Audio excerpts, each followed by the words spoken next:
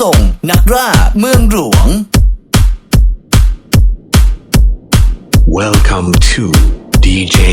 Coffee Remix. Sa tàu nhà dân rể tu bao đông đời tông cầu lo chờ nhỏ nhà của chờ chế vợ chế chế lo tư chỉ tơ đuông đuôi chế đùa kỹ lờ chờ nhà dân rể của nhân đi nhỏ nhá quang biển chỉ hai tiếng gió hai cây mùa kia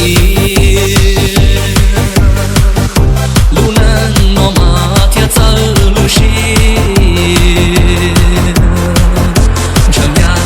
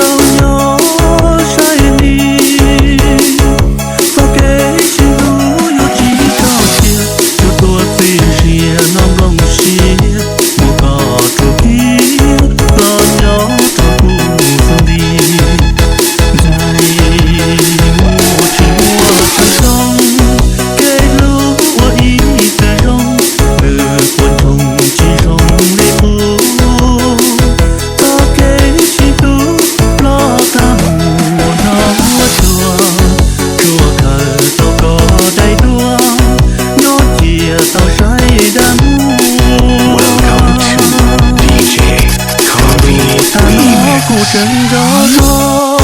chỉ có chỉ trong gió cho gió gió có sự ba lô cũng chẳng chữ có trắng xa lù xuân đòn cho có thứ còn nó có thứ của bao cùng gió tha tha ส่งนักล่าเมืองหลวง One, two, three, let's go!